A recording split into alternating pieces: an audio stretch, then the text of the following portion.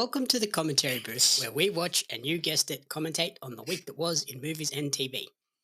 I'm your host and play by play commentator, Jamie Upps, and each week I'm joined by a rotating cast of colour commentators to help you find your next viewing treat. This week I'm joined by an impact fee technician who lists their favourite movie as A Nightmare on Elm Street, favourite TV show as Golden Girls. Welcome back to the show, Corrina Mabey. Hello. So glad I'm not hosting today. We just quickly found out that I forgot what episode we were recording today. So Yep, this would have been the real panic fun. face of, wait, this is what we're doing, right? Life's been such a whirlwind lately. I'm just like, oh, fuck. What day is it again? So this week we are buckling up for a high-octane review of the new action thriller Eenie Meanie, starring Samara Weaving, not Margot Robbie. This film just debuted on Disney Plus and Hulu over the weekend, and it follows Edie, played by Samara Weaving, who is a reformed teenage getaway driver who is dragged back into her unsavoury past by a former employee who offers her a chance to save the life of her chronically unreliable ex-boyfriend. Essentially, think Baby Driver meets Bonnie and Clyde. And she could be Margot Robbie in like another life. I'm just saying. Like, I really thought it was her. Just like, yeah. I thought they put some really good makeup on her to look way younger. Oh, I know. As soon as I sent you the trailer and all I got back was, oh, it's Margot Robbie. Yeah, I'll watch that. I was like, what? What are you talking What? about? It's the hair and like her face shape. I just whatever. It was giving me like Harley Quinn, like normal Harley Quinn vibe. Just like, you did like the standard like Asian racism. Like, oh, they're Australian. They're the same thing. I didn't even know this girl was Australian, to be fair. And I kind of forget Margot Robbie's Australian. I'm not up to date on all of my Australian actors. I just end up finding out that like some of my favorite people are Australian just by like random facts. Like I never knew Toni Collette was Australian until I started digging into her one time. And I was like, wait a second, I've always liked her. I had no fucking clue. Like people always think of like Hugh Jackman as the only like Australian and fucking Chris Hemsworth, and I'm just like, no, there's so many other people. Samara Weaving, also Australian. Margot Robbie, Australian. Samara started her acting career on Home and Away. Margot was on Neighbours, the rival to Home and Away. Oh, I was like, is that like competitive shows? Yeah, they were the two like 7 o'clock shows. One was on Channel 10 and Home and Away is on Channel 7. Well, see, there you go. I'm learning new things every day. One was like Home and Away set on a like northern New South Wales like beach kind of Byron Bayish, and then Neighbours is just the suburbs of Melbourne. Okay. Very similar shows, but also widely different. Okay. I feel like it's like the 90s, like smacking me in the face with all of our random shows that we used to have that were kind of similar. So, like, so if we shift to Eenie Meanie, first impressions, overall thoughts. Shift, get it? Sorry. Anything to deal with cars. I love movies with cars. So this is it was enjoyable. Like it's nothing for me to like write home about, but I've told several people like, hey, if you need something to watch, like it's worth a watch. It wasn't definitely nothing terrible that I've seen lately. So I liked it. It was especially fun. for like a straight to streaming movie. Yeah, it was definitely. It's not bad. It could have easily been a cinema release. Yeah, it was definitely like Baby Driver vibes / like I always think of like Gone in 60 Seconds when I think of like movies and like stealing shit and stuff. So yeah, it was really fun. I love the cars in this movie, like the really old school cars. Like later on when she gets like a budget of like an unlimited budget pretty much, and she gets like her ideal car, it was like so pretty and cute. Like for me, I thought it was really cute. But yeah, it was a fun movie. Yeah, I got that definite like Baby Driver tone from this, but it didn't have a little bit less stylized and like flashy for me. Like the Baby Driver like really plays into syncing everything like with the music and all of that sort of stuff. This one was just about the action and the story. The music was cool in points, but it wasn't like It's not what the Yeah. movie is built around, whereas Baby Driver is built around the music. Yeah. But it was fun, especially because I just watched Baby Driver. Not to, you made me watch Baby Driver a couple weeks ago, so this was like fun to just like transition and watch another styled movie kind of like that. But yeah, like you said, this movie does not depend heavily on a soundtrack. It is more of the plot and the storyline and stuff like that. Which there were parts of it where it was kind of just like drawn out a little bit for me, but overall, like the story was still pretty Yeah, decent. and some nice like little twists, some good comedy moments, some very Hmm. like in your face violent moments as well that I wasn't expecting from this movie. But yeah, overall Yes. pretty fun. And a nice like shift for Samara Weaving too, where she's normally kind of known for, especially recently, like horror portrayals and being like the final girl in a lot of horror movies. Like she's in Scream 6, that Azrael movie that I Hmm. believe we watched where she barely speaks. Yes. And she's in like the babysitter Yes. slasher film series as well. So like it was nice to see her kind of Oh, I move haven't to seen a that. more dramatic, action heavy role. Yeah, and there was actually like some serious tones to it too, which was nice to see. Like it was a good mix of like different things going on in her chaotic life and her extremely toxic relationship slash ex relationship.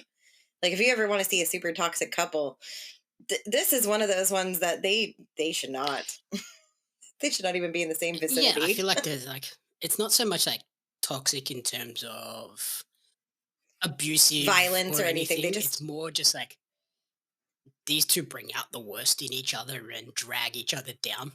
yeah, they're not a good fit. Like their personalities just do not work well together. It's like oil and water Yeah, it's like essentially. the Bonnie and Clyde thing. And it's kind of like the only reason they're together is because of like their history, not so much compatibility. Yeah, cuz shit, she was thrown into it because of him. So it wasn't even like her doing essentially. She gets just thrown into here because he is such a god awful idiot. That's the thing with him. Like the main character, I forget his John, name too. Like I'm so because I laughed at the John. joke at Yes, the it is end such a with basic name. her being so infatuated about her whole dream was to get a two-bedroom house, like a two-bathroom house. And then Yes, it was funny and that it's John. the thing holding her back from that was a guy named John. Yeah. Yeah, he was just such a bad decision maker. Like his life was full of bad decisions. Like I feel like he had good intentions, but he just put himself in extremely uncomfortable and unpleasant situations and with He's unpleasant just a people. classic, like, impulse-driven person, not logic-driven person. He's like, "This'll be cool in the Yeah, moment." like act first. Mhm. Yeah, we don't think about our consequences later on. But it made for some really good sequences, especially when we first meet John and he's like running through an apartment complex, which is kind of, and it's kind of like in the projects. Essentially, it's like set up like the projects, and he's just buck ass naked running the whole Mhm. place. I will say we recommended this to my mum to watch, and that's the moment she tapped out. That was She was like, "That was what? dumb." I turned it off. I was like, "Okay." I feel like if you'd got past that, you would have liked It it. got so much Yeah. better after that. Yeah.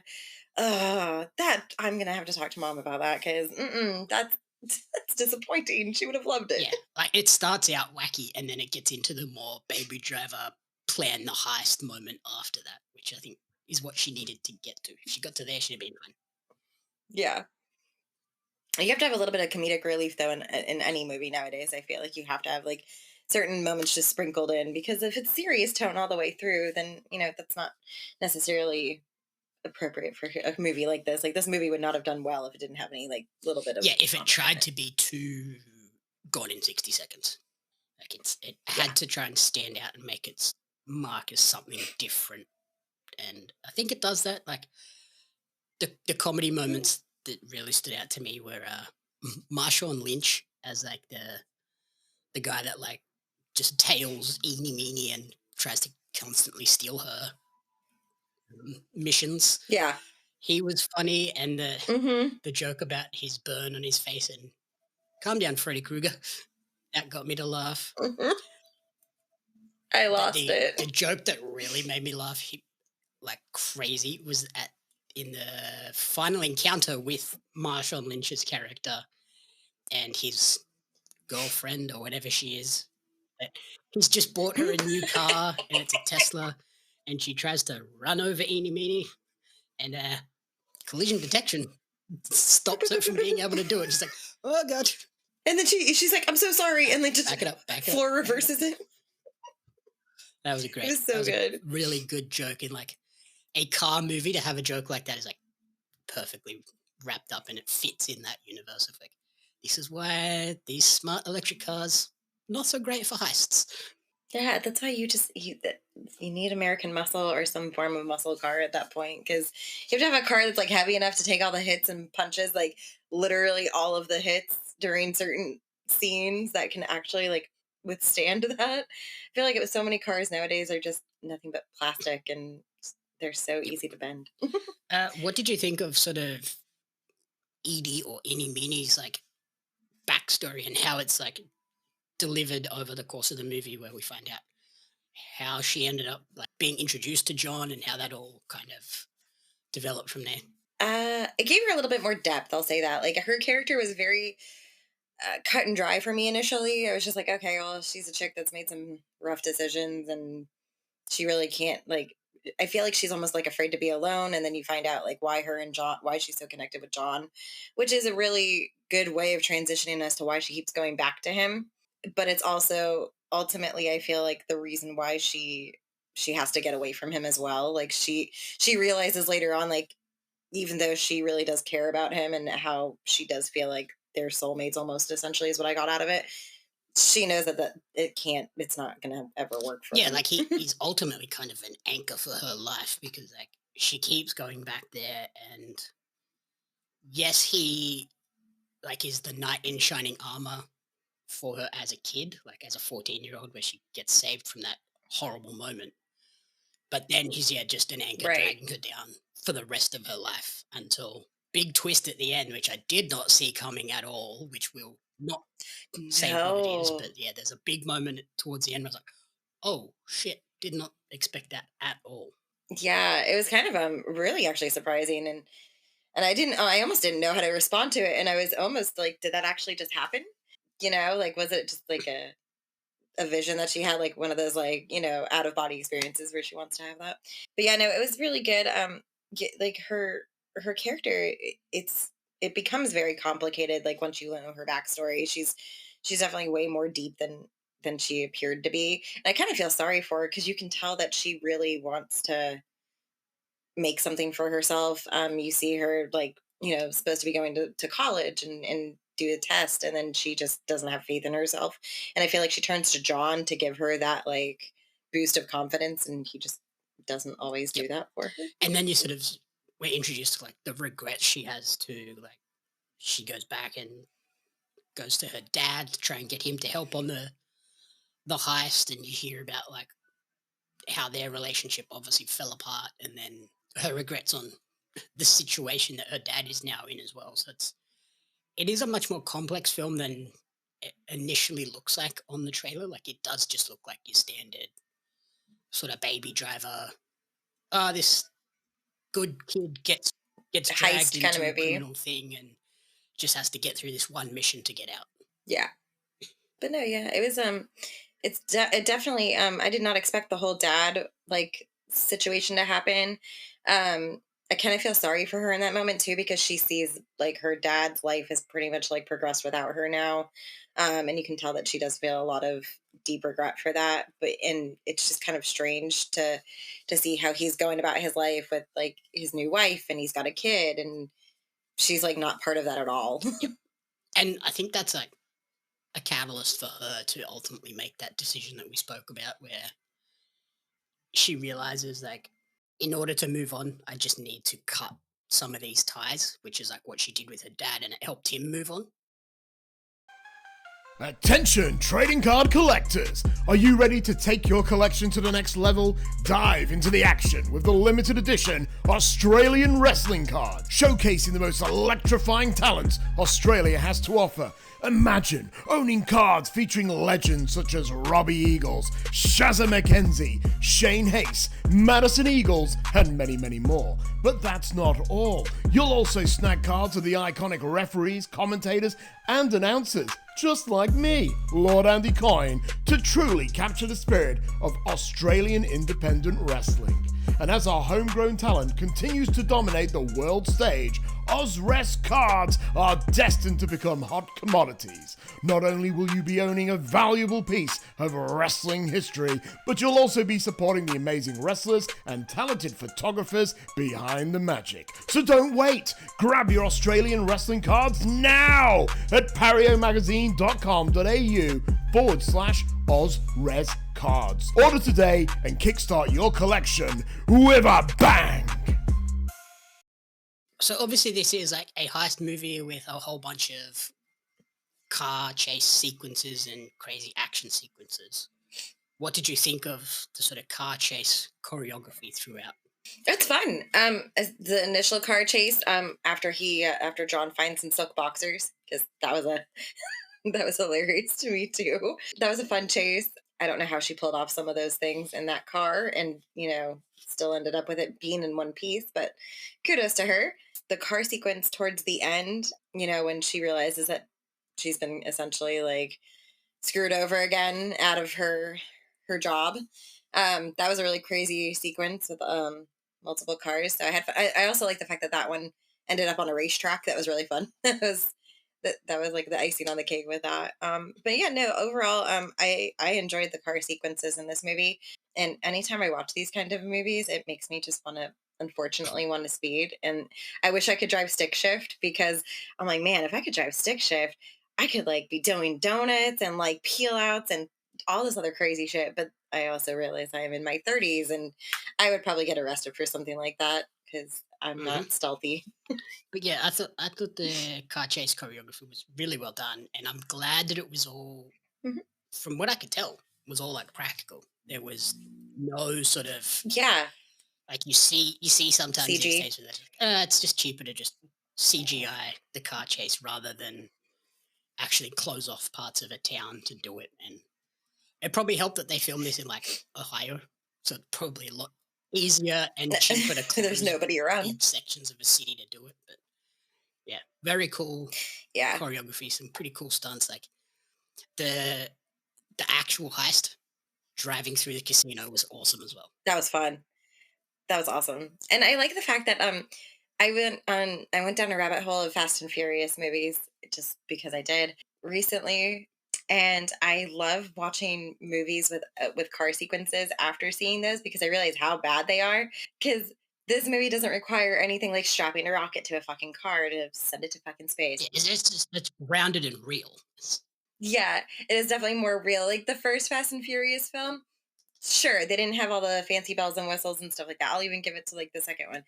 But after that, it got ridiculous. So when I see movies like this that have high speed, like like car chases or any kind of car choreography, I always have a deeper appreciation for them because they don't rely on all of those ridiculous bells and whistles and extra fluff. Yeah, it's like Essentially, there's a movie Ambulance that came out recently. It's really good as well. isn't that the one with Jake Gyllenhaal in it or something? Is it Jake Gyllenhaal? I think so.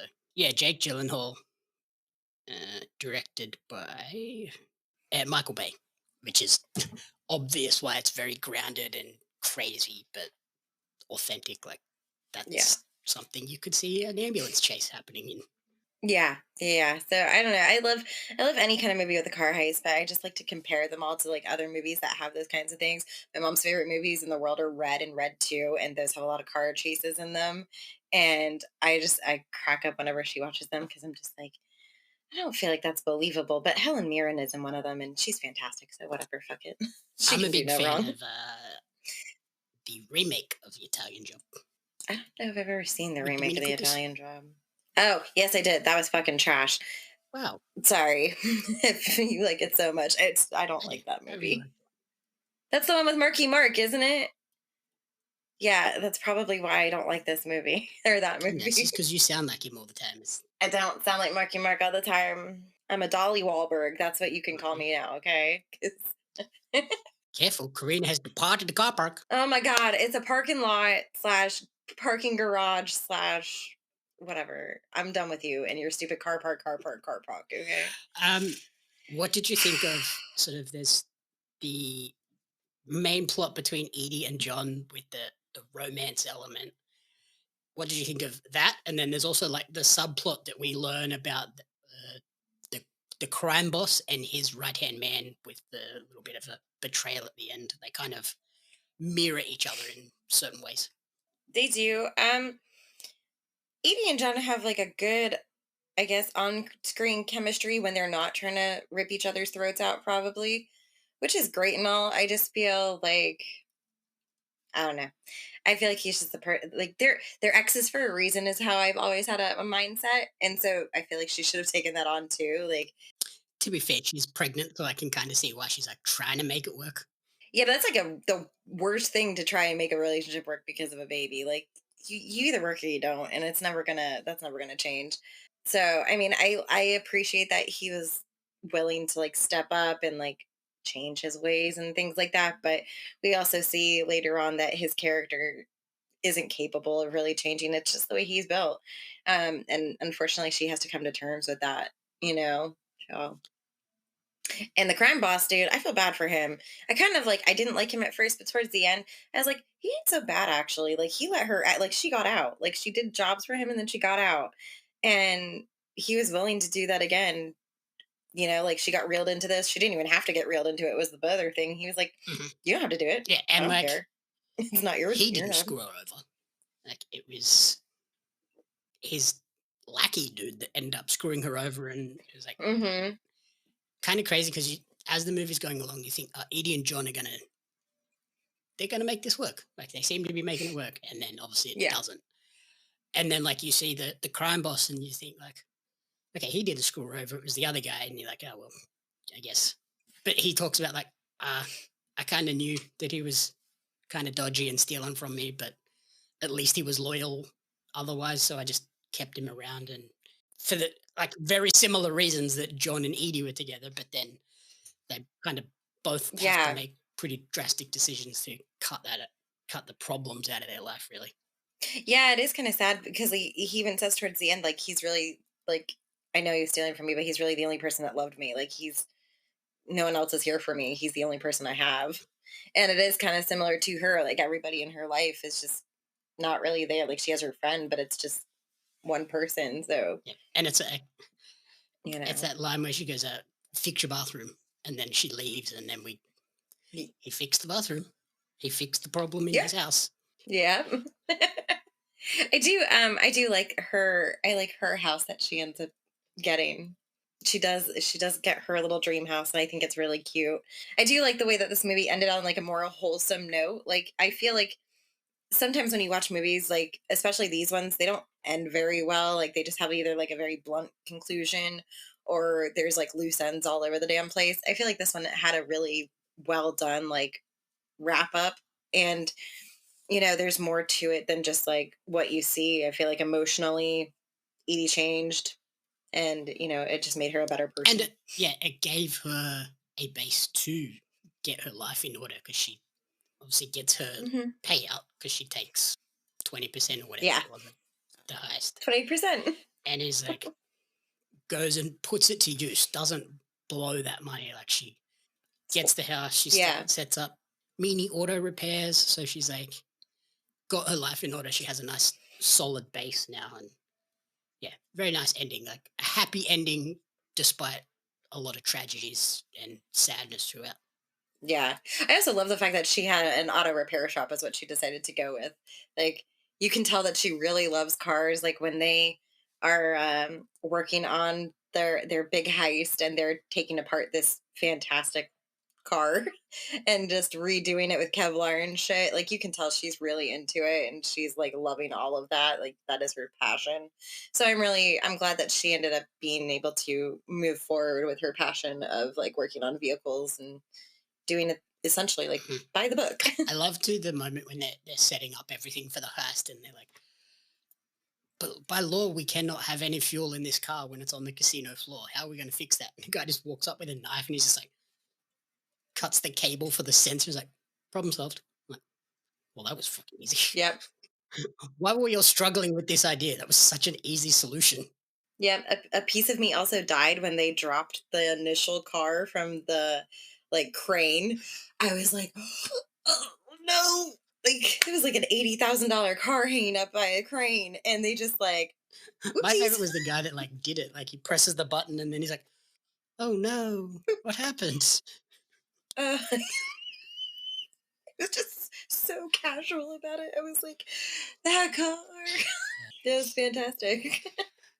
So as we close out, what would you rate Eenie Meanie on Disney Plus and Hulu? For a straight to streaming movie, it's like a solid 4 for me. Like it's I recommend it to a couple people. It's not like, obviously it's nothing like theater, quality or anything like that, but it's definitely really great for a straight to streaming kind of movie. I was really thoroughly impressed, and the acting was pretty good in it. There were parts of it where it was kind of meh. Chunk in the middle where it's like, okay, can we just get back to the heist? Yeah, like I feel like the part where she visits her dad and then like her and John just like have their moment on the beach. Like that's a very long scene and it almost lost Mhm. me for a little while. But yeah, other than that, like the acting was pretty solid. Obviously the action sequences were really solid, and overall it had a really good plot line and a couple good twists and everything. So yeah, I was Yep. pleasantly happy. Yeah, I would say for me it's a 3. Like it's really solid watch. Like it's a not one where I'd say drop everything and go and watch it now, but yeah, solid. Chuck it on the weekend. Just have a good time. Definitely for fans of like Mhm. Baby Driver, uh, Italian Job because it's got the sort of comedy stuff, and yeah, just like gritty Mhm. crime stuff. Uh, and Yeah. as I mentioned, it's a nice blending of sort of genres and a vehicle for Samara Weaving to sort of show off her range and move away from the Scream Queen stuff. Like she got to do some dramatic comedy bits as well. Yeah. So that is Eenie Meanie, now streaming on Disney Plus in Australia and Hulu internationally. Thank you for listening to the commentary booth. If you enjoyed the show, please remember to rate, review, and subscribe on podcast services and YouTube. You can follow Corrina on Instagram at Miss Corrina Renee, and you can follow me on social media at JMX Media and at Pario Magazine.